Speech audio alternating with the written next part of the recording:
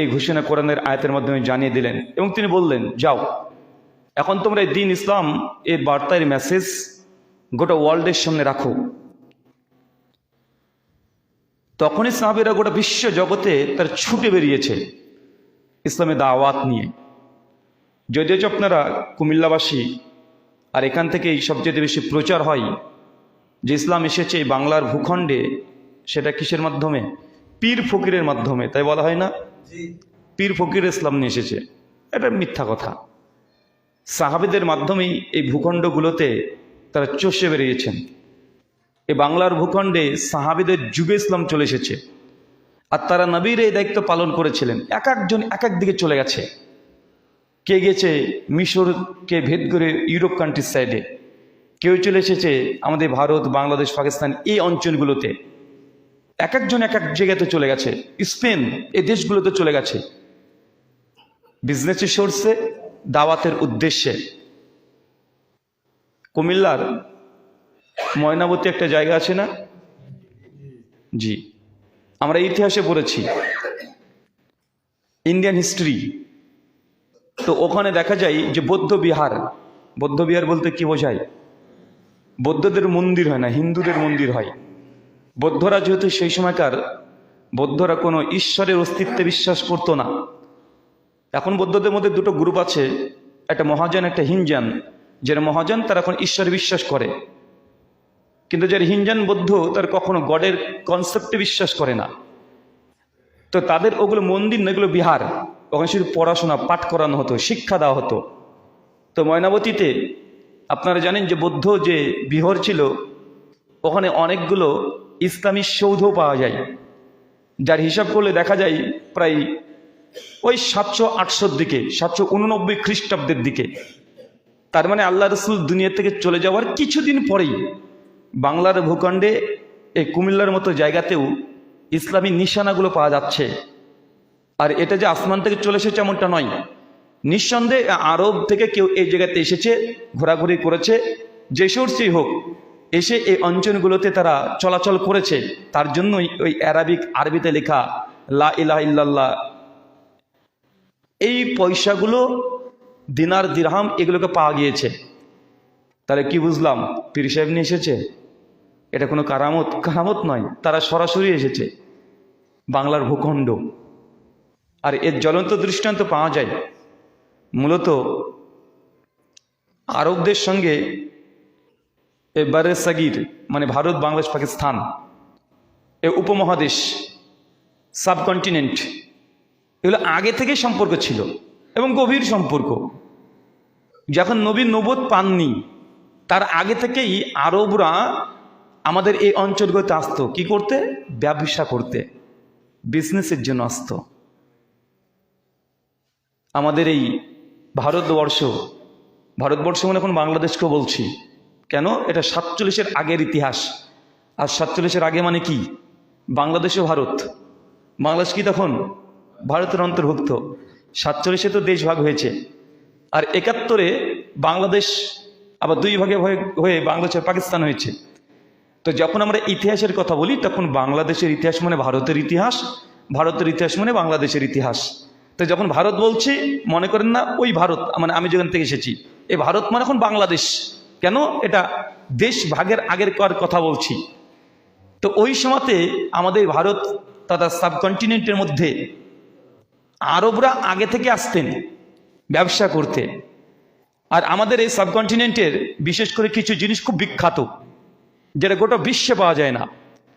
তার মধ্যে একটা 5 মশলা, ওটাকে কি বলেন?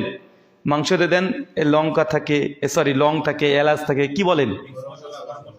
গরম মশালা, মানে গরম মশালা নামও সে গরম গরম ভাব। তো এটা গোটা বিশ্ব জগতে বিখ্যাত, গোটা বিশ্বে, এবং আরবদের কাছে খুব নাম আছে। বুখারী হাদিস নম্বর 4315, 18, 22, কমপক্ষে 6 বার হাদিসটা এসেছে।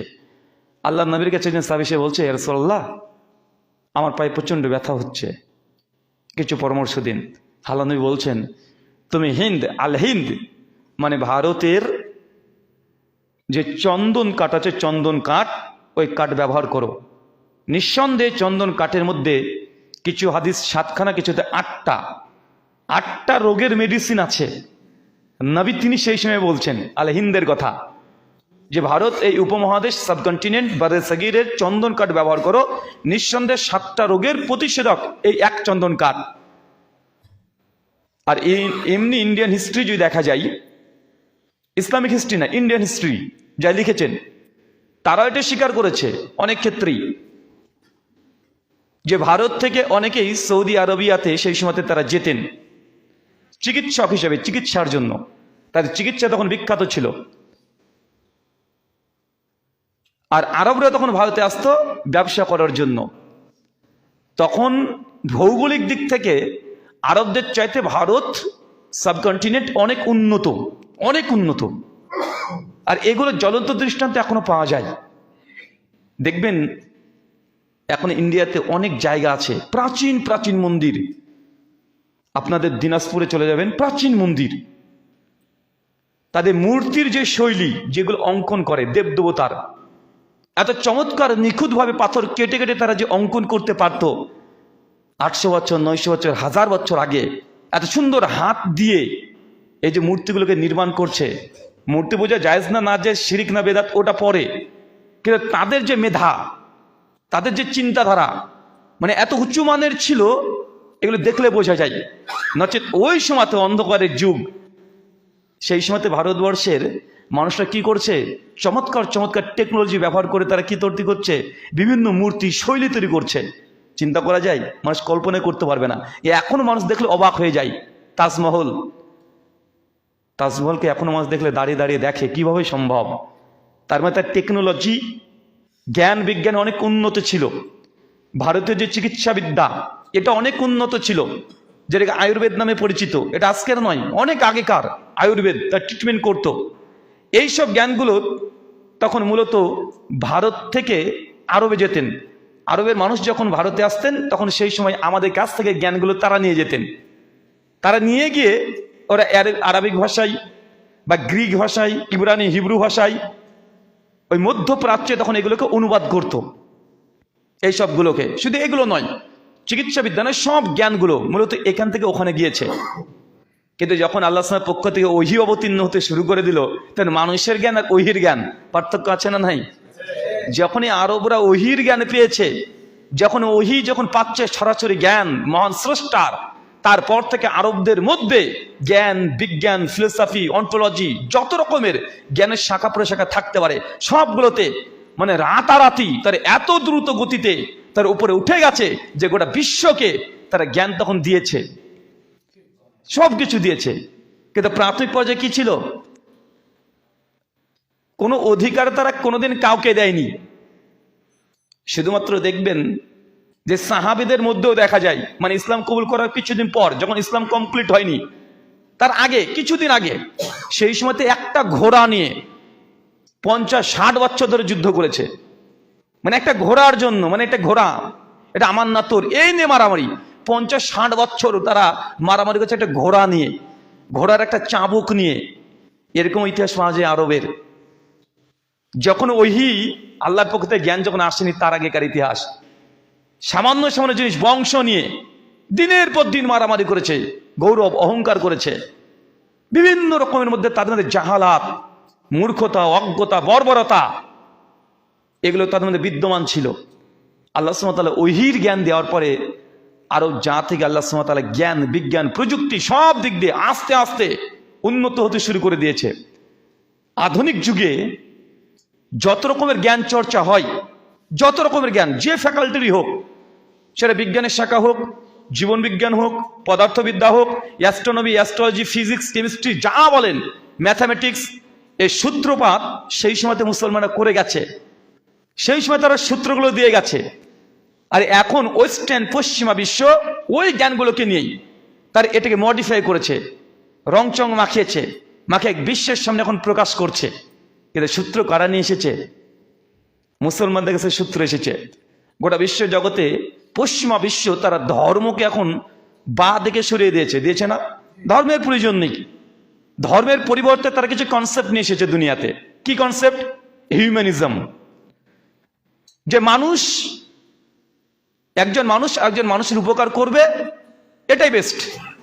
এখন ঈশ্বরকে তারা পুরোটাই বাদ দিয়ে দিয়েছে, আধ্যাত্মিক কনসেপ্টটাকে পুরোটাই বাদ দিয়ে দিয়েছে।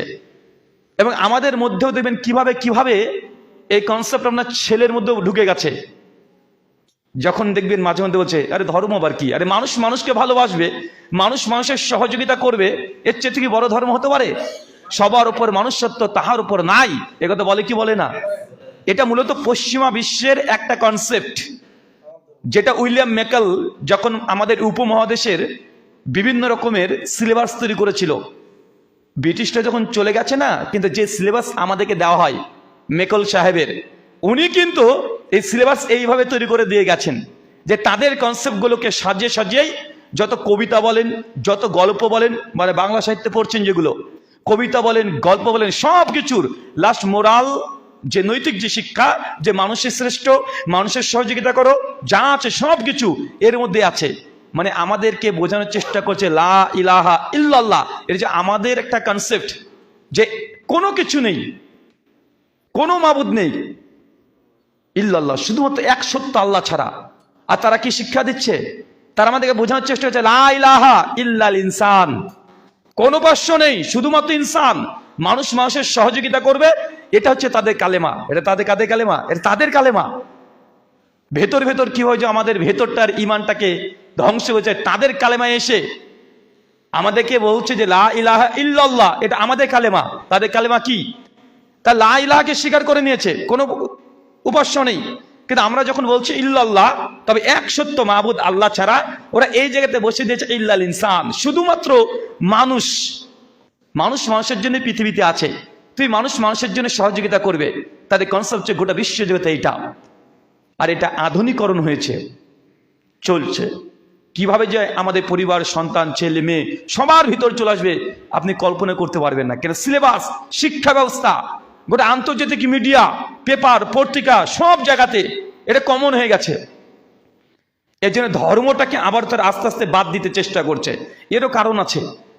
এর কারণ হচ্ছে খ্রিস্টানদের যদি ইতিহাস পড়া যায়, খ্রিস্টানরা যখন ইউরোপ কান্ট্রিগুলোতে রাজত্ব করছে, আগে কিন্তু নেতা মন্ত্রী ছিল না, এই ডেমোক্রেসি, গণতন্ত্র এগুলো ছিল না।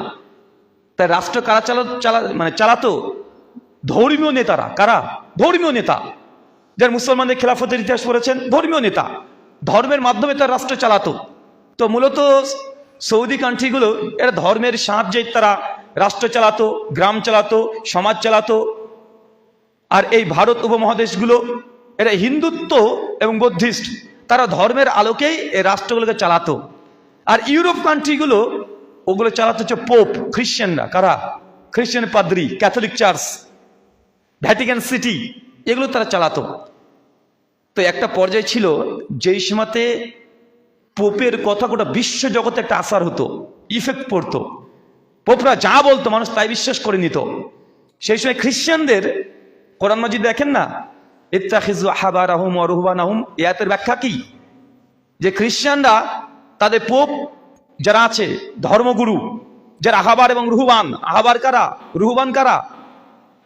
আহবার হচ্ছে যারা জ্ঞানী পণ্ডিত, রুহবান যারা সুফি কোয়ালিটির মানুষ। এরা হচ্ছে মানুষকে কি করে? মানুষ এদের ইবাদত করে। যখন আবি হাতিম এসে বলছে, ইয়া রাসূলুল্লাহ, আমি তো খ্রিস্টান ছিলাম, এখনো খ্রিস্টান, গলায় ক্রুশের চিহ্ন নিয়ে চলে এসেছে। সুনান তিরমিজি কিতাব তাফসীর হাদিস নাম্বার 3095 এই আয়াতের ব্যাখ্যা মজুদ আছে। আমরা তো আমাদের পোপ পাদ্রী যারা আছে, ধর্মগুরু, তাদেরকে তো আমরা রব মানি না, কিন্তু কোরআন বলছে তাকে রব হিসেবে গ্রহণ করে নিয়েছে, আমরা তো গ্রহণ করি না। অত কোরআন এটা মিস্টেক আমাদের আকীদা বিশ্বাস সম্পর্কে। হাতিম তাই গল্প শোনেন না, উনি এসে বলছেন, উনি কোনো মানে অলৌকিক কোনো কাহিনী না, ইনি একজন পার্সন, একজন ব্যক্তি। তিনি যখন এসে এই কথা বলেছেন, আল্লাহ নবী তখন তাকে প্রশ্ন করলেন, তোমাদের পাদ্রীরা, ধর্মগুরুরা যখন কোনো জিনিসকে হালাল বলে তোমরা কি মেনে নাও? বলছে জি মেনে নিই। আচ্ছা, কোনো জিনিস যখন হারাম বলে তখন কি তোমরা মেনে নাও? জি মেনে নিই। বলছে এটা হচ্ছে রব হিসেবে গ্রহণ করে নেওয়া। কারণ কোনটা হালাল কোনটা হারাম এটা করার মালিক একমাত্র আল্লাহ। কে? একমাত্র আল্লাহ। সূরা নাহল 116 নম্বর আয়াত। একমাত্র আল্লাহ করতে পারে। কিন্তু কোনো মানুষ যদি দলিলবিহীন, দলিল ছাড়া কোনো জিনিসকে হালাল ফতোয়া দিয়ে দিল, অথবা হারাম ফতোয়া দিয়ে দিচ্ছে, এটা পরোক্ষভাবে রব হিসেবে গ্রহণ করে নেওয়া। তো ইউরোপ কান্ট্রিগুলো যখন খ্রিশ্চানরা ক্ষমতায় ছিল, প্রথম রোমানরা ছিল, তাদের সেই ক্ষমতা নিয়েছে কারা? খ্রিশ্চানরা। তারা সেই সময়তে তাদের জনগণকে বাইবেল পড়তেও দিত না। কারো বাড়িতে যদি বাইবেল পাওয়া যেত তাকে হত্যা করে দিত। ভারতেও তাই, কেউ যদি বেদ পড়তো তাকে হত্যা করে দিত। বেদ তখন ধর্মশাস্ত্র পড়তে দিত না। খ্রিস্টানদের একই অবস্থা, ভারতবর্ষ হিন্দুদের একই অবস্থা। পৃথিবীর মূলত 3টে সভ্যতা নিয়ে গোটা বিশ্ব জগতে ছড়িয়ে গেছে। একটা ইউরোপ কান্ট্রি, ওদের একটা ফিলোসফি, আরবদের একটা, আর ভারতবর্ষের একটা। ভারতবর্ষের পুরোটাই প্যাগানিজম, পুরোটাই মূর্তি পূজারী, পৌত্তলিক। আরব যেহেতু দুই দিক থেকে আসছে, ইউরোপ থেকে আসছে জ্ঞান, ভারত থেকে যাচ্ছে, তাহলে ওদের মধ্যে দুই জিনিসই পাওয়া যেত। কোরআন মাজিদ যখন পড়বেন তখন বারবার এগুলোই পাবেন। মানে আমরা শুধু ব্যাকগ্রাউন্ডে না জেনে যখন কোরআন মাজিদ পড়ি তখন বুঝতে পারি না, কিন্তু মূলত এগুলো এসেছে বিভিন্ন দেশের জ্ঞানগুলো জমা হওয়ার কারণে। তো সেই সময়তে যারা খ্রিশ্চান ছিলেন, পাদ্রী, তারা প্রচার করে দিয়েছিলেন যদি স্বর্গে যেতে চাও তাহলে টিকিট কিনতে হবে। ইতিহাসে পড়েছেন আপনারা? মনে পড়েননি? বাংলাদেশের ইতিহাসে পড়ানো হয়? আমার জানা নেই, তবে আমাদের ইন্ডিয়ান হিস্ট্রিতে পড়ানো হয় এখনো। তো পোপ, ক্যাথলিক চার্চ সেই সময়তে তারা ফতোয়া দিয়েছিল যদি কেউ স্বর্গে যেতে চায় তাহলে ক্যাথলিক পাদ্রীর কাছ থেকে টিকিট লাগবে। আর এই টিকিট কি? দান। তখন বাইবেল থেকে বিভিন্ন ভার্স তারা পেশ করেছিল যে তোমার ইনকামের 10% দিয়ে দিতে হবে, ইনকামের সমস্ত কিছু দিয়ে দিতে হবে।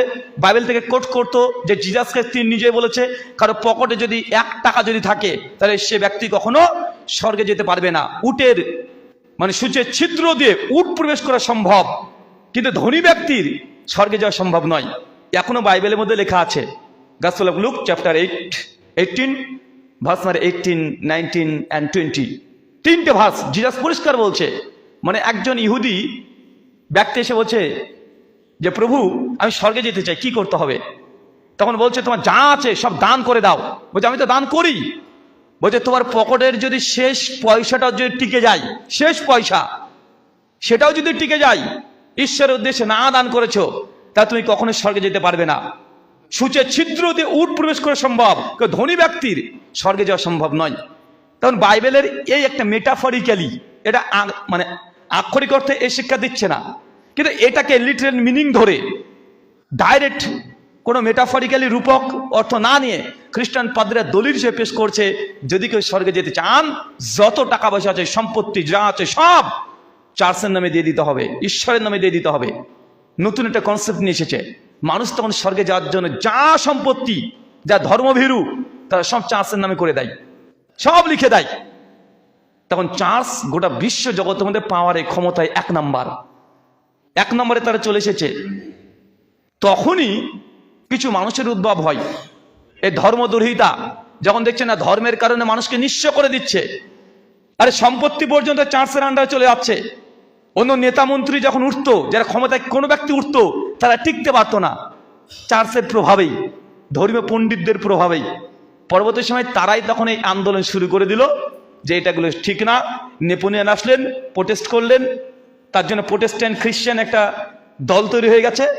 আস্তে আস্তে এগুলোকে রিকভারি করতে করতে করতে করতে করতে এখন পর্যায়ে চলে এসেছে কি ধর্মটাকে পুরোটা বাদ দিয়ে দাও। ধর্মের সঙ্গে রাষ্ট্রের কোনো সম্পর্ক নেই। রাষ্ট্রকে পুরো ধর্ম মানে ধর্মকে রাষ্ট্র থেকে বের করে দিয়েছে। কিন্তু আগেকার সিনারি কি ছিল? আগে ধর্মই ছিল, রাষ্ট্র ধর্মের বিরুদ্ধে কথা বলতে পারবে না। দেশ চালাবে শাসক, ক্ষমতায় পাওয়ার কি, কোনটা নৈতিক কোনটা অনৈতিক, কোনটা বৈধ কোনটা অবৈধ, আইন প্রণয়ন করবে সব ধর্মীয় নেতারা। কারা? ধর্মীয় নেতারা। মুসলমানদের ফতোয়া বোর্ড যেগুলো আছে, খ্রিস্টানদের বিভিন্ন রকমের ভ্যাটিকান সিটির মতো কেন্দ্রগুলো চার্চ, আর হিন্দুদের হচ্ছে ব্রাহ্মণরা। কারা? ব্রাহ্মণরা। তারা নৈতিক অনৈতিক সবকিছু ঠিক করতো। ব্রাহ্মণরা তখন ভারতবর্ষে বসে বই লিখছে, তারা যাজ্ঞবল্ক্য সংহিতা, মনুষ্য সংহিতা, পরাশর সংহিতা, বিভিন্ন সংহিতা। সংহিতা মানে কি? দণ্ডবিধি, আইন। মুসলমানরা ফিক রচনা করছে রাষ্ট্রকে চালানোর জন্য, হাজার হাজার ফেকার গ্রন্থ রচনা করা হচ্ছে। আর ইউরোপ কান্ট্রিগুলোতে চার্চ তখন তারা ফতোয়া জারি করছে। আস্তে আস্তে ধর্মের আজকে আমাদের এই অবস্থা হয়ে গেছে যে ধর্ম আজকে রাষ্ট্র থেকে পৃথক। রাষ্ট্রে যদি ধর্ম কথা বলে তাদেরকে জঙ্গি, সন্ত্রাসী, আতঙ্কবাদী বলে আজকে বয়কট করে দেওয়া হয়। হয় কি হয় না? হয়। এটা একদিনকার ইতিহাস নয়। যদিও এই ভুলটা ধর্মীয় নেতাদের কিছু বাড়াবাড়ির কারণে। এরকম বিপ্লবী জনগণ তখন নিজেরা উঠেছিল যে দরকার নেই আমাদের এইভাবে করার, কিন্তু আজকে আমাদেরকে পুরোটাই বাতিল করে দিয়েছে কি দেয় নাই? দিয়েছে। ফাতিমা রাদিয়াল্লাহু তাআলা আনহা, নবীর কন্যা, তিনি একটি ঘটনা বলছেন, মুসনাদ আহমদে হাদিসটা আসছে 23,184 নম্বর হাদিস। আল্লাহ নবী যখন তিনি আসছেন খন্দকের যুদ্ধের পর, দীর্ঘদিন পর বাড়িতে আসছেন, আর নবীর একটি সুন্নাত ছিল যখন তিনি বাইরে থেকে আসতেন তখন প্রথমে বাড়িতে যেতেন না, মসজিদে প্রবেশ করতেন। কোনো সফর থেকে আসছেন নাকি মসজিদ, কোথায়?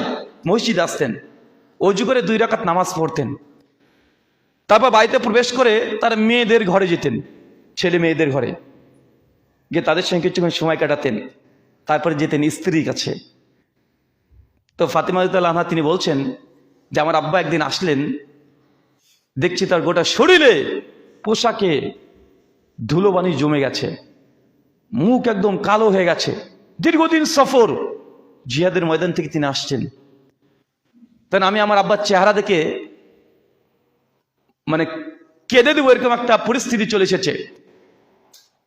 তখন আল্লাহর নবী মানে আমার আব্বা তখন বললেন যে ফাতেমা, তোমার আব্বাকে আমাদের রব আল্লাহ প্রেরণ করেছেন এই দুনিয়াতে শুধু বসে থাকার জন্য নয়, তিনি আমাদেরকে প্রেরণ করেছেন দুনিয়ার প্রত্যেক কাঁচা থেকে পাকা বাড়ি পর্যন্ত। দুনিয়াতে যত কাঁচা থেকে পাকা বাড়ি পর্যন্ত সমস্ত জায়গায় আল্লাহ সুবহানাহু ওয়া তাআলার দ্বীন যতক্ষণ পর্যন্ত না পৌঁছাচ্ছে ততদিন পর্যন্ত তোমার আব্বা এইভাবেই পরিশ্রম করেই যাবে। এর জন্য নবীর স্বপ্ন কি বলেন তো? দুনিয়ার এমন কোনো কাঁচা বাড়ি, এমন কোনো পাকা বাড়ি, এমন কোনো কর্নার নেই যে জায়গাতে দিন যাবে না। এটা নবীর স্বপ্ন যে পৌঁছাবে ইসলাম, ইসলাম বিজয় লাভ করবেই। ইসলাম আল্লাহর পক্ষ থেকে এসেছে, অতএব গোটা বিশ্বে ইসলাম দিতে হবে, যেতে হবে। এটা হচ্ছে নবীর স্বপ্ন ছিল। আমরা আমাদের বাবাদের স্বপ্ন পূরণ করি না। বাবার স্বপ্ন, মায়ের স্বপ্ন ডাক্তার হব, বাবা মা স্বপ্ন দেখেছে ছেলেও পড়াশোনা করছে, বাবা মা খরচ করছে, দুনিয়ার সবাই স্বপ্ন দেখছেন স্বপ্ন পূরণের জন্য, কিন্তু নবীর স্বপ্ন পূরণের জন্য কখনো নবীর এই স্বপ্নকে বাস্তবায়ন করতে হবে। আমাদের নবীর স্বপ্ন দেখেছে গোটা বিশ্বে যেন ইসলাম প্রচার হয়, এমন কোনো কাঁচা বাড়ি পাকা বাড়ি যেন না টেকে, সব জায়গাতে কোনায় কোনায় যেখানেই সূর্যের আলো পৌঁছায় ওই জায়গাতে ইসলাম যেতেই হবে, আল্লাহর দ্বীন প্রতিষ্ঠা করতেই হবে। এখন বলেন তোমরা কতজন আছি যে নবীর স্বপ্ন পূরণের জন্য আমরা একটা সেকেন্ড হলে সময় ব্যয় করেছি? সবার স্বপ্নের দাম আছে, নবীর স্বপ্নের কোনো দাম নাই তার উম্মতের কাছে, কোনো দাম নেই। দুনিয়াটা মনে করছেন যে এসেছি, মৃত্যু হবে, চলে যাব। এই মাঝখানে 50-60টা বছর আপনি কঠোর পরিশ্রম করছেন নিজের স্বপ্ন পূরণের জন্য, নিজেকে সেটেলমেন্ট করার জন্য, নিজের সন্তানকে প্রতিষ্ঠা করার জন্য। বছরের পর বছর আমরা কোথায় যাচ্ছি? পূর্বাসে থাকছি। কেন? নিজের স্বপ্ন পূরণের জন্য, বাবার স্বপ্ন পূরণের জন্য। বাড়িতে ধার আছে, বাড়ি তৈরি করতে হবে, বোনের বিয়ে দিতে হবে, মা অসুস্থ, এই জন্য নিজের জীবনটাকে পুরো ইনভেস্ট করছেন, বিদেশে মুসাফির হিসেবে আছেন। স্বপ্ন পূরণ নিজের জন্য করছি, নবীর স্বপ্ন যে পূরণ করতে হবে, তিনি যে স্বপ্ন দেখলেন, এই স্বপ্ন মূল্য নেই। এই স্বপ্নের মূল্য কে দেবে? এই স্বপ্নের মূল্য আমাদের সবাইকে মিলে দিতে হবে। হুজুর আমি তো আলেম না, অত পড়াশোনাও জানি না, আমি কিভাবে নবীর স্বপ্নে পূরণ করব? এটা আমাদের সম্ভব হচ্ছে না। ভাইজান, আপনার ছোট্ট 4 বছরের ছেলে আছে, সকালবেলায় দেখবেন একসঙ্গে দুজন হাঁটতে হাঁটতে বাজারে চলে গেলেন, ব্যাগ ভর্তি বাজার,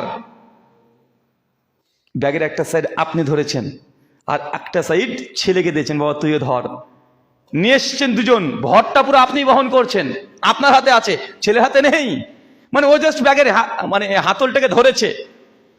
বাড়িতে এসে ছেলে তখন বলছে, মা আমি বাজার করে আনলাম, আমি নিজে বহন করে নিয়ে এসেছি। আসলে কি ছেলে বহন করেছে? না। কিন্তু এই কথা শুনে বাবা মা দুজনেই খুশি হয়ে যায়, আনন্দিত হয়ে যায়। সে কোনো সহযোগিতা করেনি, জাস্ট একটা হাতল ধরেছে। দিন প্রচারের ক্ষেত্রে, নবীর স্বপ্ন পূরণের ক্ষেত্রে আমাদের প্রত্যেককে কিছু পারি আর না পারি ওই ছোট্ট সন্তানের মতো হাতটাকে ধরে রাখার চেষ্টা করতে হবে। আপনি পারবেন না এইভাবে আলোচনা রাখতে, পড়ার টাইম নেই, আপনি লেখক হতে পারেননি, আলোচক হতে পারেননি, আলেম হতে পারেননি, কিন্তু আল্লাহ আপনাকে বিজনেস দিয়েছে, ব্যবসা দিয়েছে, দিয়েছে কি দেয় নাই? ব্যবসা দিয়েছে, হালাল ইনকাম দিয়েছে। এই হালাল ইনকাম দিনের জন্য ব্যয় করেন কিছুটা হলেও। মাস শেষে ইলেকট্রিক বিল দিতে হয় না? দেন তো আপনারা। মাস শেষে গ্যাস যে ব্যবহার করছেন তার জন্য বিল দিতে হয় না? মাস শেষে ছেলে মেয়ে যে পড়ছে, স্বপ্ন পূরণ করার জন্য পড়াচ্ছেন, মাস শেষে প্রাইভেট স্কুল সব জায়গাতে টাকা পয়সা দিতে হয় না? প্রত্যেক মাসে আপনি পে করছেন কেন? আপনার স্বপ্ন পূরণের জন্য। তো নবীর স্বপ্ন পূরণের জন্য, দিন প্রচারের জন্য প্রত্যেক মাসে দায়িত্ব নিয়ে দিন প্রচারের জন্য, দিন বিজয়ের জন্য কোন ইনভেস্ট আছে আপনার যে মাসে আমি 1000 টাকা এটা আলাদাভাবে রেখে দিই, যেমনভাবে ছেলের টিউশনি ফিজ আমি আলাদাভাবে রেখে দিতে বাধ্য, ছেলের স্বপ্ন পূরণ করার জন্য, দিনের বিজয়ের জন্য আপনি ইনভেস্ট করেন? কথা বলেন। আমরা মনে করছি নামাজ রোজা করলাম, এই তো হয়ে গেল, আর কোনো কিছু কাজ নেই। না ভাইজান, আহলুল হাদিস আমরা বলি দিন কায়েমের কথা। দিন কায়েম হবে কিসের মাধ্যমে? দাওয়াত। কিন্তু এই ধীরে ধীরে দাওয়াত দিলে দিন কায়েম করা সম্ভব? প্রত্যেক জন যারা সালাফি মানহাজে আছে, প্রত্যেকজন যারা আছে, তাদের এটা বাধ্যতামূলক দায়িত্ব, অলঙ্ঘনীয় দায়িত্ব যে দিনের বিজয়ের জন্য, দিন কায়েমের জন্য, দিন প্রতিষ্ঠার জন্য দাওয়াত আমাদের মূল আইডিওলজি, আমাদের থিঙ্কিং, আমাদের চিন্তা, আমাদের মানহাজ, আমরা যা কোরআন সুন্নাহর ফাহাম থেকে যা বুঝেছি, তার জন্য প্রত্যেককে দিন কায়েমের জন্য ব্যয় করতে হবে কি হবে না? দিন কায়েমের জন্য সময় ব্যয় করতে হবে, অর্থ ব্যয় করতে হবে। নিয়াত করে নেন যে আল্লাহ, আমি যখন ছেলের স্বপ্ন পূরণের জন্য প্রত্যেক মাসে 1000 টাকা প্রাইভেট ফিক্সড দিই, ঠিক একটা 1000 টাকা হোক, 500 টাকা হোক, যা সামর্থ্য আছে, 5000 হোক, সামর্থ্য কি আছে এটা আল্লাহ জানে। আমি বাহ্যিক দিক থেকে 500 টাকা দেখছি, মনে করছি কম, কিন্তু আপনার কাছে দেখাচ্ছে ওটাই বেশি। মাস শেষে 500 টাকা আপনার ঠিক মতো জমে না, কিন্তু আপনি গোটা 500 টাকা দিয়ে দিচ্ছেন। ওটা আল্লাহ বুঝে নিবে যে কত পার্সেন্ট আপনি দিয়েছেন। আল্লাহ টাকার পরিমাপ দেখবে না, আল্লাহ দেখবে আপনার ইখলাস, আল্লাহ দেখবে আপনার পার্সেন্টেজ। একজন মানুষের 1 লাখ টাকা মাসে ইনকাম, সে দিয়েছে 1000 টাকা দান, আর একটা মানুষের ইনকাম মাসে 5000 টাকা, ও দিয়েছে 50 টাকা। দানের হিসাবে কে বেশি দিয়েছে? যে 50 টাকা দিয়েছে সে বেশি দিয়েছে। ও তো লাখ টাকা, তো 5000 টাকা, কিন্তু 5000 টাকা থেকে 50 টাকা দিয়েছে। আর উনি কত দিয়েছে? লাখ টাকার মধ্যে থেকে 500 টাকা দিলেও এই ব্যক্তির সমপরিমাণ দিতে পারেনি। ওই যে বারবার একটা আলোচনা শুনে না, শেখ আব্দুর রাজ্জাক বিন ইউসুফ হাফিজাহুল্লাহ, তিনি বলেন যে যুদ্ধে যেতে হবে, তোমরা তাবুকের যুদ্ধে যেতে হবে, কে কি দেবে? এক একজন সাহাবী এসে এক এক কথা বলে। ওসমান বিন আফফান বলে, ইয়া রাসূলুল্লাহ, আমি 3 মাসের খাবার খরচ, 3 মাস পথ খরচ, 3 মাস প্রায় 30,000, ওটা আমি একাই দেব। উমর বিন খাত্তাব তিনিও বলেন যে আমার সম্পত্তির অর্ধেক দিয়ে দেব। আর সিদ্দিক আকবর, আবু বকর সিদ্দিক রাদিয়াল্লাহু তাআলা, তিনি বলছেন, ইয়া রাসূলুল্লাহ, যে আমার বাড়িতে যা আছে সব দেবো, শুধু আপনাকে আর আমাকে বাদ দিয়ে যা আছে সব দিয়ে দিব। অথচ সেই সময়তে যদি গণনা করা যায়, সিদ্দিক আকবরের যে অর্থ, যে টাকা, ওসমান বিন আফফানের 10 ভাগের 1 ভাগও হবে না, কিন্তু তার সম্পত্তির যে পুরো পার্সেন্টেজ দিয়ে দিচ্ছে। তাই আপনি কত টাকা যে ব্যয় করবেন দাওয়াতের কাজে, আমরা বলছি যে গণতন্ত্র ডেমোক্রেসির মাধ্যমে দিন কায়েম করা যাবে না, এটা ভুল পদ্ধতি। বলছি ওই খারেজিদের মতো বোম মেরে দিন কায়েম করা যায় না, এটা মানহাজ খারেজিদের মানহাজ। আমাদের দাওয়া কি? দিন কায়েমের জন্য দাওয়াত। তো দাওয়াতের পেছনে সময় ব্যয় করতে হবে না? যারা গলত পথে গিয়েছে, ভুল পথে গিয়েছে, ডেমোক্রেসি হচ্ছে দিন রাত তারা কর্মীর মতো পরিশ্রম করছে, রাস্তায় নামছে, সব কিছু করছে। যারা খারেজি, তাদের চিন্তা ফিকিরকে প্রতিষ্ঠা করার জন্য তারা সর্বাধিক চেষ্টা করছে। তাহলে হাদিস আর মানহাজের সালাফদের মানহাজকে আমরা অনুকরণ করি। তা দাওয়াতের ক্ষেত্রে আপনাকে কি দিন রাত প্রত্যেক মুসলিম যারা সালাফি আছে তাকে কর্মী হিসেবে কাজ করতে হবে কি হবে না? হবে। কিন্তু আমার দিনী ভাইদের পরিস্থিতি কি হয়ে গেছে দেখবেন। একটা কবিতা আছে, ছোটবেলায় পড়েছিলেন, মৌমাছি মৌমাছি কোথা যাও নাচি নাচি দাঁড়াও না একবার ভাই, ওই ফুল ফুটে বনে যাই মধু আহার আনে, দাঁড়াবার সময় তো নাই। মৌমাছি কাছে শিক্ষা নেন। কোরআন মাজিদের 16 নম্বর সূরা নাহাল আছে না? মৌমাছি মধু হানি, মৌমাছি মৌমাছি কোথা যাও নাচি নাচি দাঁড়াও না একবার ভাই। কবি যেটা বোঝানোর চেষ্টা করছেন যে মৌমাছি তুমি এত নাচতে নাচতে কোথায় যাচ্ছ, কোথায় যাচ্ছ, একটু দাঁড়াও, তোর সঙ্গে একটু কথা বলি। মৌমাছি কি জবাব দিচ্ছে? ওই ফুল ফুটে বনে যাই মধু আহার আনে, দাঁড়াবার সময় তো নাই। ওই যে ফুল ফুটেছে, আমার দাঁড়ানোর সময় নেই, আগে মধু আহরণ করতে হবে। আচ্ছা, মৌমাছি যে মধু আরোহণ করবে নিজের জন্য, নিজে খাবে, তার ছেলে মেয়েদেরকে খাওয়াবে, তার পরিবারকে খাওয়াবে না, এই মানুষের জন্য। কার জন্য? মানুষের জন্য। মৌমাছি যে শ্রম দেয়, কষ্ট দেয়, নিজের দায়িত্ব পালনে কোনো লঙ্ঘন করে না, দায়িত্বের উপরে নিবিড় অটল থাকে, নিরন্তর চেষ্টা চালিয়ে যায়, পরিশ্রম করে যায়, কষ্ট করে। কার জন্য? নিজের জন্য নয়, এই মানুষের জন্য। আহলে হাদিস যুবক তরুণদেরকে, প্রত্যেক সালাফি দিনী ভাইদেরকে তাদেরকে মৌমাছির মতো হতে হবে। কিসের মতো? মৌমাছির জন্য, মৌমাছির মতো।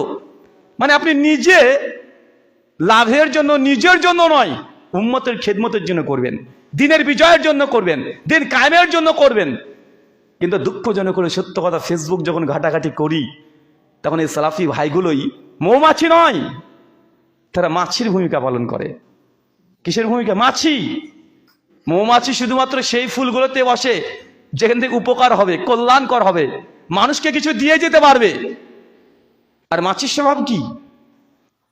মাছির স্বভাব ও সব জায়গাতে বসবে,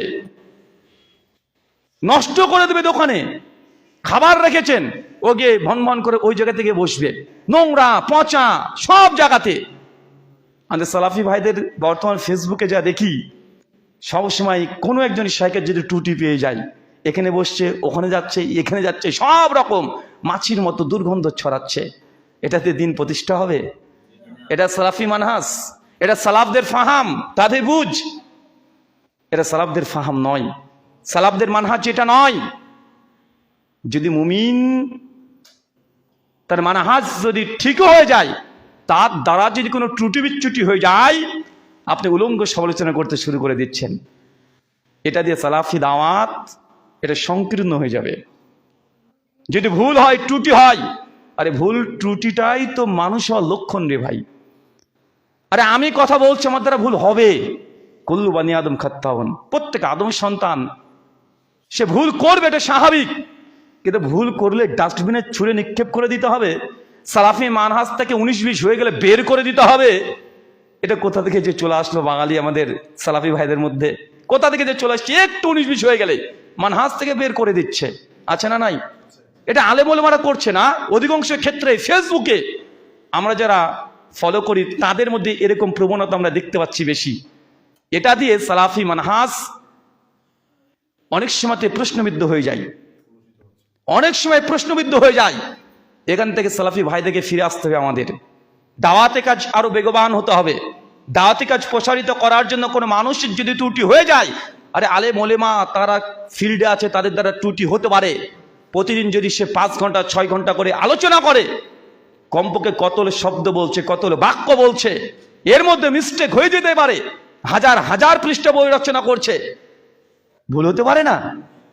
তুই তো মানুষ, তুই তো বই লিখছে, কোরআন তো নয়, এটা আল্লাহর পক্ষ থেকে ওহী নয় যে কোনো মিস্টেক হবে না, কোনো ভুল হবে না। ওটাকে নিয়ে আমি সমালোচনা করতে শুরু করে দিলাম।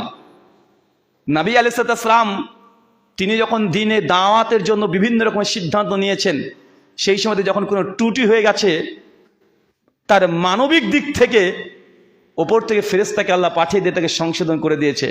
আমাদের কাছে তো কোনো ফেরেশতা আসবে না, আসবে নাকি? না, আমাদের কাছে কে আসবে? আপনি আসবেন, আপনি আসবেন, এসে আমাকে বলবেন। একজন মুমিন আরেকজন মুমিনের কি আয়না, আয়নার কাজ কি? আয়নার কাজটা কি? আয়না কথা বলতে পারে? আয়নার সামনে দাঁড়ালে কি করবেন? আয়নাকে কথা বলে দিবে যে রাহুল ভাই আপনি এই কথাটা ঠিক বলেননি। না, আয়নার কাজ হচ্ছে এইটা যে দেখিয়ে দেয়, আপনার যে চুলটা ঠিক না থাকে দেখিয়ে দিবে, কলারে বোতামটা লাগান নিয়ে আয়নার সামনে দাঁড়াবেন, দেখিয়ে দিবে। তো মুমিন ভাইয়ের কাজ, যদি আমার দ্বারা কোনো ত্রুটি হয় মুখে বলার আগে আগে দেখিয়ে দেন। সাহাবীরা এসে বলছে, রাসূলুল্লাহ অজু করবো কিভাবে? একজন সাহাবীকে নবী দেখছেন যে অজু ভুলভাবে করছে, মানে ঠিকভাবে খিলিনগুলো করছে না, হাতের আঙ্গুলগুলো, পাগুলো, দাড়িগুলোকে ঠিকভাবে কসলাচ্ছে না, পানি দিচ্ছে না। নবী কিছু বললেন না। সাহাবীর কাছ থেকে ওই যে অজুর জন্য যে পাত্রটাকে নিয়ে তিনি অজু করে করে দেখাচ্ছেন, এইভাবে এইভাবে এইভাবে করতে হয়, এইভাবে দেখাচ্ছে তিনি। এই যে আয়না, কেন আমাদের কাছে ফেরেশতারা আসবে না রে ভাই, ফেরেশতা আসবে না আলেম ওলেমার কাছে, জিবরিল ওহী নিয়ে আসবেন আমাদের ত্রুটি হয়ে গেলে। কে আসবে? আপনি আসবেন, মুমিন ভাই হিসাবে আসবেন, দেখানোর জন্য আসবেন, ভুল হয়ে গেলে সংশোধন করার জন্য আসবেন। কর্কশ কণ্ঠে নয়, প্রতিবাদ স্বরূপ নয়, আসবেন ইসলাহের জন্য, দলিল নিয়ে, তথ্য নিয়ে। যদি বোঝানো যায় মানুষ পরিবর্তন হবেই, পরিবর্তন হবে না? অবশ্যই হবে। কিন্তু আমাদের এই মানহাজগতভাবে আমরা মাঝে মধ্যে বেশি এক্সট্রিম হয়ে যাচ্ছি। যারা আছেন, যারা আমরা কাজ করছি, আমাদের দ্বারা ভুল হবে। যে রান্না করে তার রান্নারই মানুষ খুদ ধরবে, ঝালটা একটু কম হয়ে গেছে। আর যে রান্নাই করেনি তার রান্নায় খুদ ধরবে কেউ? আরে রাঁধুনির তো রান্না করে, ও 5 রকমের রান্না করে, 5 দিন রান্না করছে, একদিন মিস্টেক হতেই পারে। তো যে রান্না করে তার রান্নারই খুদ ধরে মানুষ, আর যে রান্নাই করেনি তার কেউ খুদ ধরবে? ধরবে না রে ভাই। তাই যে কাজ করে তার দ্বারাই ভুল হয়, যে কাজ করে না তার দ্বারা কাজ হয় না। অনেকে বলেন যে রুহুল আমিন ভাই খুব ব্যস্ত, আমি দিনে কাজ করতে চাই, হয় না। মনে রাখবেন, দুনিয়াতে যারা ব্যস্ত মানুষ তারাই উম্মতের জন্য কিছু করেছে। যারা অলস শুয়ে থেকেছে জিন্দেগিতে, উম্মতের জন্য কোনো কাজ করতে পারেনি। ব্যস্ততার মাধ্যমে কাজ হয়। আপনি সময় আপনার জন্য 24 ঘন্টা, শেখ নাসরুদ্দিন আলবানী রাহিমাহুল্লাহ তার জন্য 24 ঘন্টায় ছিল, কারোর জন্য 24 ঘন্টাকে আল্লাহ বাড়িয়ে 26 ঘন্টা করে দেয়নি। তাই ব্যস্ততা দিয়ে কখনো দাওয়াতি কাজ করবেন না, দাওয়াতের পেছনে সময় দিবেন না। এই ব্যস্ততাকে সামনে রেখে জিন্দেগিতে আমার দেখা মতে দেখেন, তারাই কাজ করেছে উম্মতের জন্য, তারাই সমাজের জন্য কাজ করতে পেরেছে যারা ব্যস্ত ছিল। যে ব্যস্ত না সে তো অলস। এই অলসতা থেকে আল্লাহ নবী সবসময় পানা চাইতেন, সবসময় অলসতা থেকে পানা চাইতেন, যে আল্লাহ যেন অলসতার মধ্যে নিমজ্জিত না করে। আজকে কি করছেন? কতক্ষণ সময় ব্যয় করছেন? কতক্ষণ সময় দিচ্ছেন? অলস হয়ে গেছেন।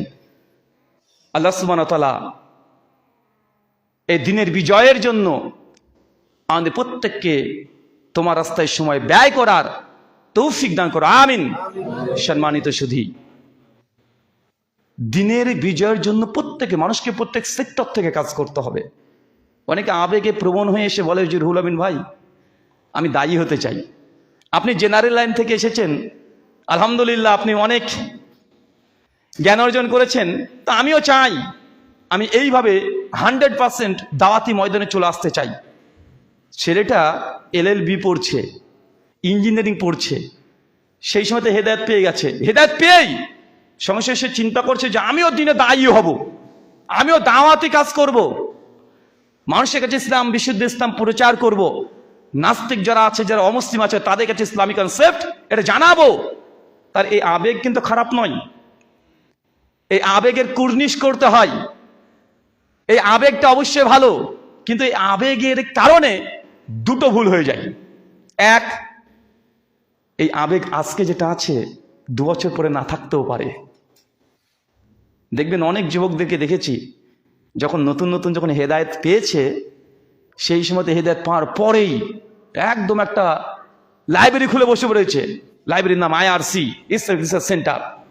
দিন রাত লাইব্রেরিতে পড়ে আছে, মানে কাজ কাম সব বাদ, আব্বা মা কে বলে কিচ্ছু না, লাইব্রেরি সবসময় পড়ছেই। কিছু হয়েছে, একটা মাদ্রাসা খুলে বসে আছে, নতুন হেদায়েত পেয়েছে, চল একটা মাদ্রাসা করি।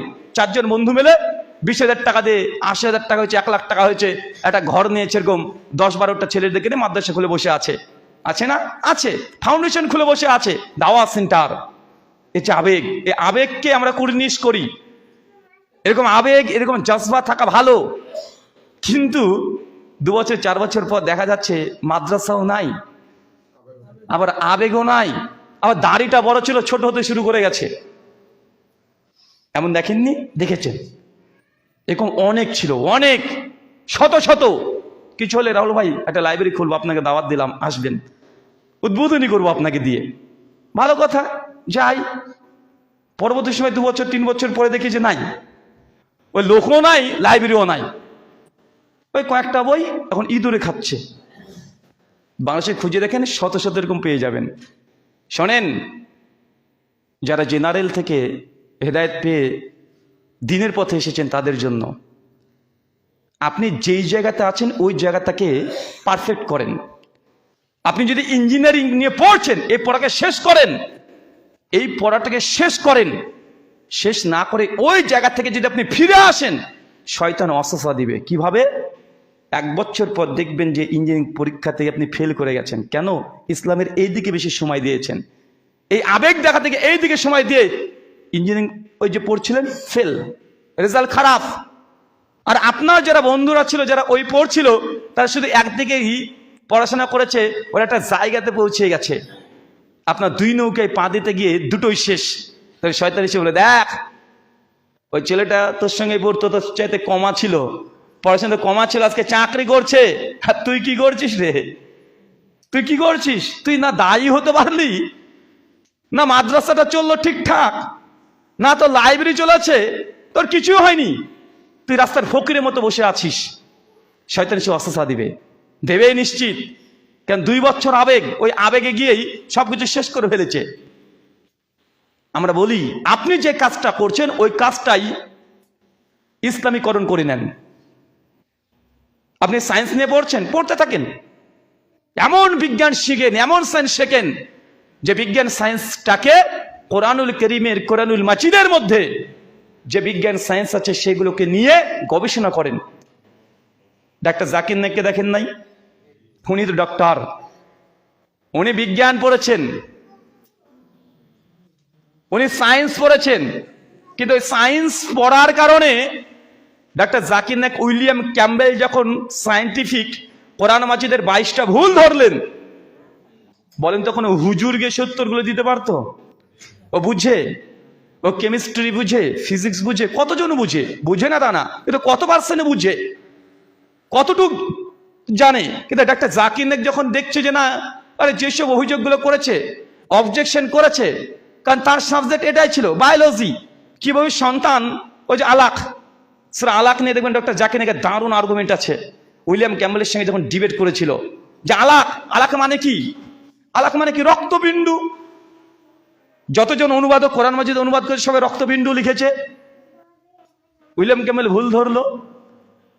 ডাক্তার জাকির নায়েক তখন বোঝাচ্ছেন কত চমৎকার ভাবে যে আলাকের যে পজিশন, এটা জমাট বাঁধা রক্তের মতো হয়। প্রথমে ফার্স্ট স্টেপ, সেকেন্ড স্টেপ সেটা ঝুলে থাকে, থার্ড স্টেপ সেটা জোকের মতো হয়।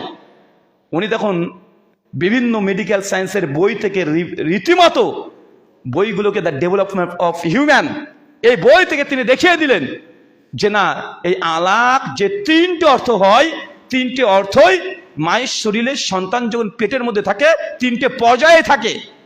এখন আপনি যদি এই ভ্রূণবিদ্যা না জানেন, আপনাকে যদি মানে পেটানো যায়, আপনার মুখ থেকে জব বের হবে? আর আমি ভ্রূণবিদ্যা নিয়ে প্রাথমিক স্তর থেকে পড়িনি, আজকে হঠাৎ করে একদিনে এই 40 বছর বয়সে এসে আপনি ভ্রূণবিদ্যার ভ বুঝতে পারবেন? কথা বলেন না। আর আপনি এইগুলো নিয়ে পড়াশোনা হচ্ছে, সায়েন্স নিয়ে, আপনি ডারউইনের মতবাদ আপনি জানেন, কিন্তু আমি জানি না। কেন? আমি মাদ্রাসা লাইনে পড়েছি, মানে আমি আমার কথা বলছি না, মানে যারা আছেন ওলামা সমাজ, তারা এই ডারউইন মতবাদ তারা পড়েনি। তা আজকে যদি বিজ্ঞান দিয়ে, সায়েন্স দিয়ে যদি কোনো সুশীল সমাজ যদি আজকে প্রমাণ করতে চাই যে মানুষের অজুদ, মানে মানুষ যে এসেছে এক্সিস্টেন্স, এটা আসলে মানুষ থেকে নয়, নবী আদম থেকে নয়, এটা বিভিন্ন ডারউইন থিওরি অফ ইভলিউশন বুঝাচ্ছে। একদম রঙিন রঙিন বোর্ডে ছবি একে একে 3Dর মাধ্যমে দেখাচ্ছে মানুষ এসেছে মূলত এককোষী জীব থেকে। এখন যা বলবে আমাদের মাথার উপর দিয়ে চলে যাবে? যাবে না। কিন্তু যারা আধুনিক শিক্ষায় শিক্ষিত, আপনার ছেলে যেটা স্কুলে, কলেজে, ইউনিভার্সিটিতে পাঠিয়েছেন, ও তো এই বিজ্ঞানটা বুঝে, ও তো ডারউইন মতবাদ বুঝে। যখন বুঝাবে ওই সুশীল সমাজ, যারা সেকুলার লিবারাল যারা আছে, যারা হিউম্যানিজমে বিশ্বাস করে, যখন তারা এইভাবে আপনার ছেলেটাকে বোঝাবে, তখন তারা এই কনসেপ্টকে গ্রহণ করে নিবে। কেন? কারণ তাদের শিক্ষা ব্যবস্থা আর এই লোক যে বুঝাচ্ছে সেম। কিন্তু আমি তো হুজুর মানুষ, আমার তো ডারউইন মতবাদ বুঝতে গেলে আমার ডায়রিয়া হয়ে বসে থাকবে। কেন? এই প্রাথমিক এই জ্ঞানগুলো আমাদের নেই। কিন্তু আপনি দিনে এসেছেন, আপনি একজন ডাক্তারি পড়ছেন, মেডিকেল সায়েন্স নিয়ে আপনার ভালো জানা আছে, আপনি এই জ্ঞানটাকে ইসলামের জন্য কাজে লাগান। এই জ্ঞানটা দিয়ে আপনি বই রচনা করেন। পশ্চিমারা যেসব অভিযোগগুলো করে সায়েন্সের উপরে, কোরআন মাজিদের সঙ্গে সায়েন্সের যে ভুল ভ্রান্তিগুলো দেখানোর চেষ্টা করে, নাস্তিক অ্যাথিস্ট যারা আছে ভুল প্রমাণ করার চেষ্টা করে সায়েন্টিফিক ভাবে, আপনি এই ফিল্ডে কাজ করেন, এটা অনেক বড় কাজ হয়ে যাবে। ডাক্তার জাকির নায়েক এই কাজটাই তিনি করেছেন। কোন কাজটা করেছেন? কোন কাজ করেছেন?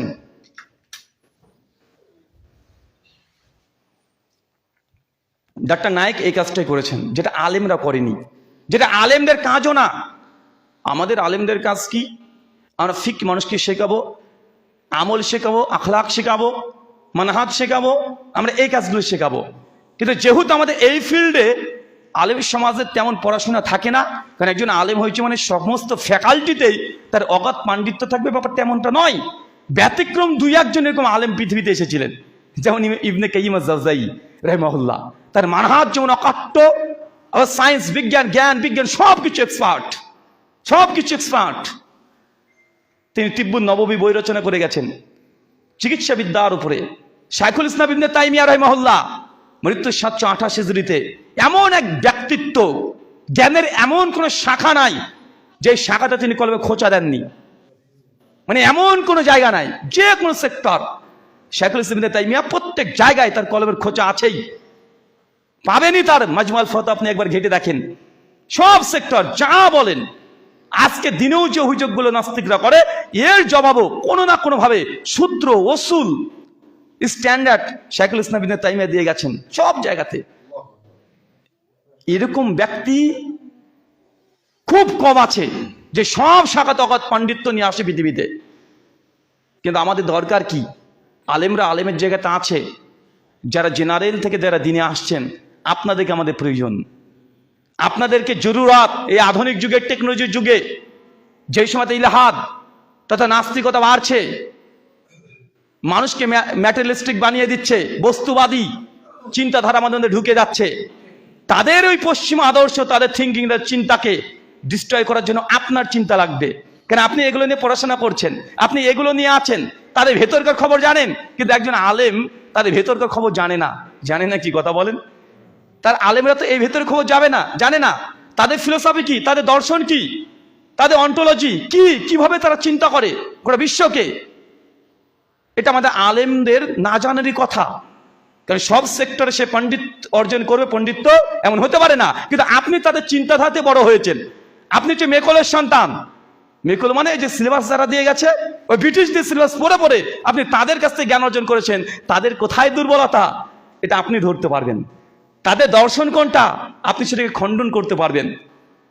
তার জন্য আপনাকেও দরকার, আপনার যে জ্ঞান আছে, যে সাবজেক্ট নিয়ে পড়ছেন, ওই জায়গাতে আপনি স্ট্রং হয়ে যান, শক্ত হয়ে যান, অগাধ পাণ্ডিত্য অর্জন করেন। এখনকার যুগ এটা না যে আপনি মাল্টি, মানে অনেক রকমের জ্ঞানী হবেন অনেক বিষয়ে। এখনকার যুগ এটা নয়। দাঁতের ডাক্তার আলাদা, চোখের ডাক্তার আলাদা, চোখের মধ্যে চোখের রেটিনার আবার স্পেশালিস্ট ডাক্তার পিএইচডি করেছে। এই ভুরুর ডাক্তার আলাদা, এক চোখেরই 20 রকমের ডাক্তার আছে, আছে না? হার্টের ডাক্তার আলাদা, এদিকের ফুসফুসের ডাক্তার আলাদা। মানে এখন যে আপনি বিভিন্ন রকমের জ্ঞান একাই 100 হবেন, এখনকার যুগ নয়। এখন যে একটা সাবজেক্টের পুরে আপনি পিএইচডি করার যুগ, এখন স্পেশালাইজড হওয়া। আপনি সাহিত্য ভালো জানেন, আরবি সাহিত্য নিয়ে পড়ছেন, শুধু এটাকে আপনি ইসলামের জন্য ব্যবহার করেন। খোঁজ করেন যে কোরআন মাজিদের সাহিত্য কথা ভুল কে ধরেছে, কারা কোরআনের সাহিত্যের উপরে অভিযোগ করে, কারা দাবি করে যে কোরআনের মতো আমি একটা সূরা রচনা করেছি। পৃথিবীতে এমন মানুষ আছে না নাই? এরকম বদমাস, নাস্তিক, অ্যাথিস্ট এরাও আছে। তাদের সাহিত্য ওই বইগুলো পড়েন, সংকলন করেন, জবাব লিখতে থাকেন। আজকে আপনি জবাব লিখবেন, এটা যদি আল্লাহর দরবারে কবুল হয়ে যায়, আজকে কবুল না হয়ে 100 বছর পরে কবুল হতে পারে, পারে কি পারে না?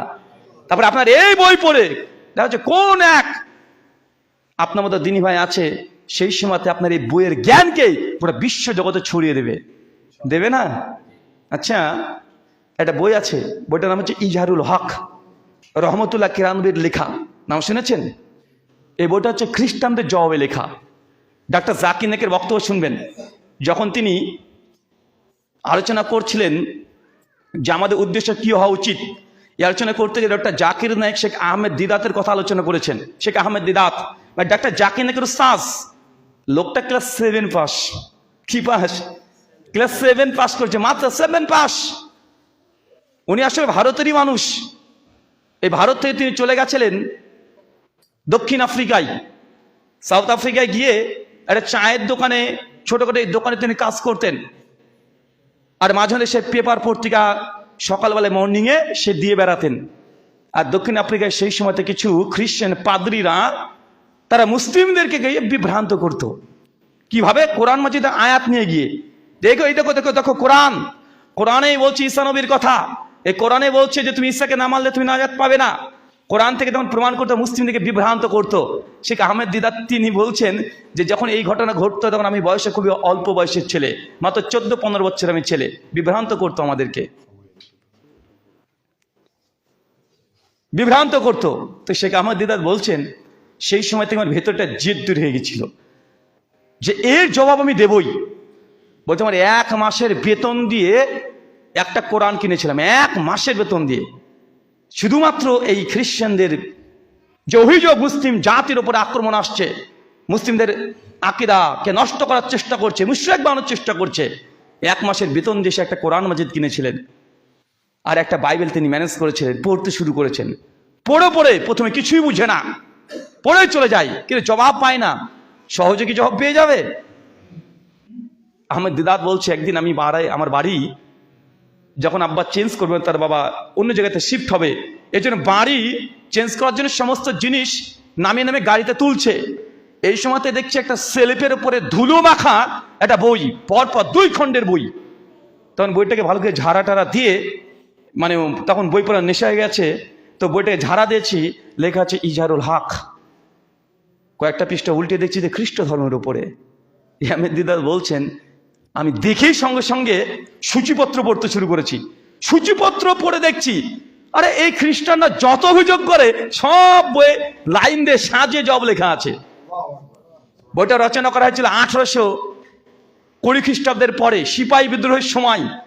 ওই সময় রহমতুল্লাহ কারানবী এই বইটাকে লিখেছিলেন, আর কাজে লাগছে কত? প্রায় 140 বছর পরে। চিন্তা করতে পারছেন? শেখ আহমেদ দিদাত বইটাকে নিয়ে স্টাডি করতে শুরু করে দিয়েছে, পড়া শুরু করে দিয়েছে। এতে না খ্রিস্টানরা যত অভিযোগ করে সব জবাব এতে লাইন দিয়ে সাজানো গোছানো, ঝরঝরে রেফারেন্স, কয়েক হাজার রেফারেন্স দিয়ে গোটা খ্রিস্টান ভিত্তিকে দুর্বল করে বইটাতে রেখে দিয়েছে। আহমেদ দিদাত পড়ার পরেই তিনি খ্রিস্ট বিশ্বকে চ্যালেঞ্জ করে দিলেন, পৃথিবীর সমস্ত খ্রিস্টানদেরকে চ্যালেঞ্জ করে গোটা বিশ্ব জগৎ ইসলামের মাহাত্ম্য আবার তিনি উঁচু করলেন। তাকে দেখে ইন্সপায়ার হলো কে? ডাক্তার জাকির নায়েক। উনিও সেম বই, একই বই পড়ে খনি পেয়ে গেছে, জ্ঞানের খনি। ওটা পড়ে গোটা বিশ্ব জগতে আজ পর্যন্ত দাপিয়ে বেড়াচ্ছে। ওখান থেকে আমাদের মতো কত দিনী ভাইরা তারা সুযোগ পেয়েছে, ইন্সপায়ার হয়েছে। একটা বইকে, একটা বই। তার জন্য আমি বলেছি আপনি স্পেশালাইজড হন। কেন? রহমতুল্লাহ কারানবী তিনি বাইবেলের উপরে পণ্ডিত।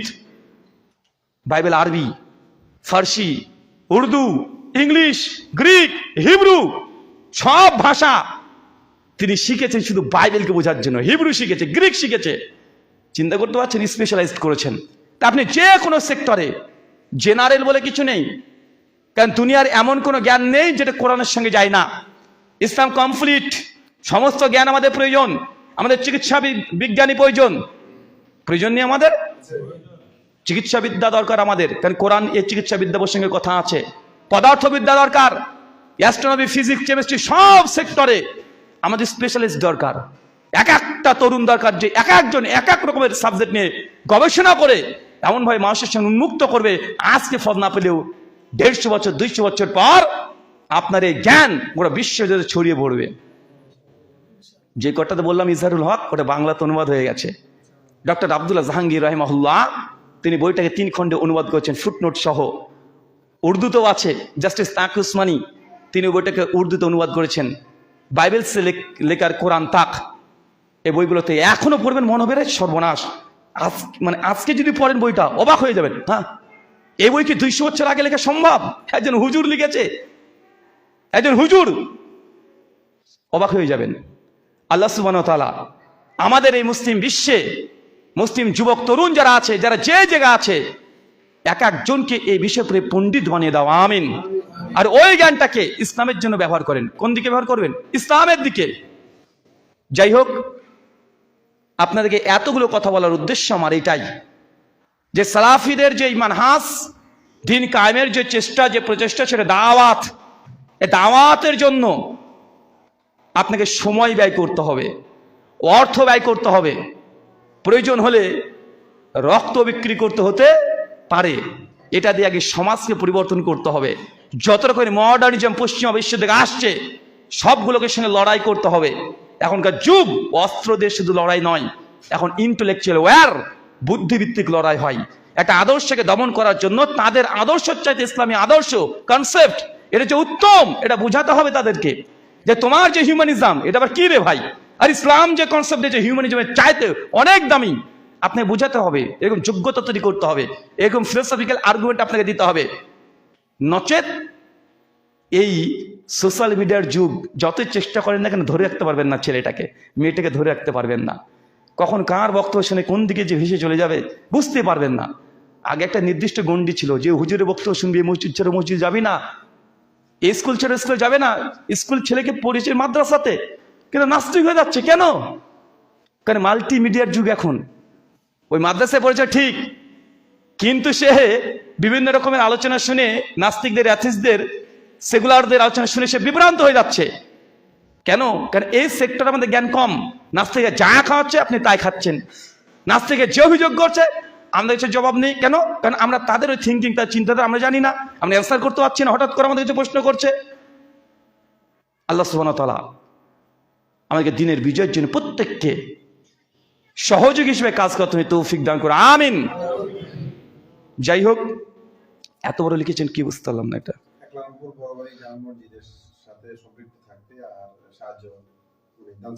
ও আচ্ছা, ভাই বলে দিয়েছেন আপনার অত্র যে মসজিদ এবং যত দাওয়াতের সেন্টার আছে, নতুন করে বলার প্রয়োজন নেই। আমার আলোচনাই মূলত এই দিক, এই মুখে ছিল। যেখানে আছে, মাদ্রাসা হোক, মসজিদ হোক, কোনো দাওয়াত সেন্টার হোক, সহযোগী হয়ে যান। মৌমাছির মতো কাজ করেন, নিজের উপকারের জন্য নয়।